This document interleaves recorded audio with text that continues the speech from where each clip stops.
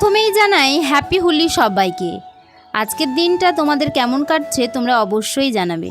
হ্যাঁ, আমার প্রথম হোলির দিন কি কাটছে, কেমনভাবে কাটছে চলো তোমাদের সাথে আজ শেয়ার করছি।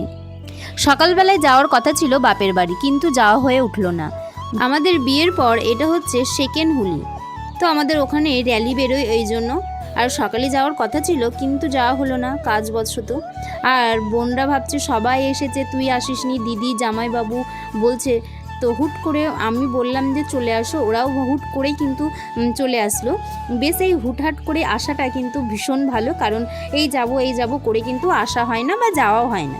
তো যাই হোক, এদিকে রান্না বান্না হয়ে গেছে, যেহেতু গ্রহণ লাগবে তাড়াতাড়ি খেয়ে নিতে হবে।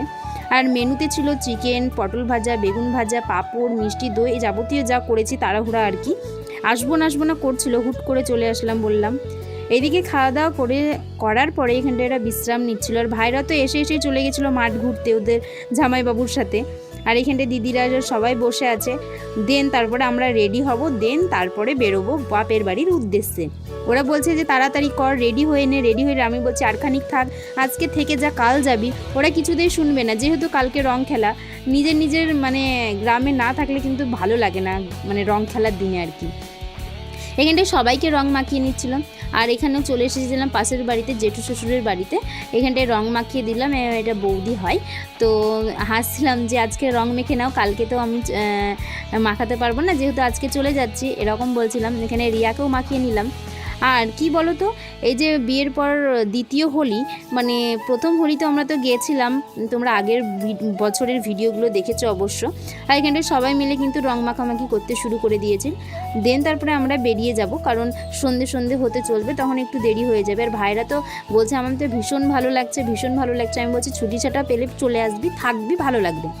আর এই যে 2-3 ঘন্টার ব্যাপার, ওরা আসলো আবার থেকেই আবার বাড়ি চলে যাচ্ছে। আমারও কিন্তু ভালো লাগছিল না।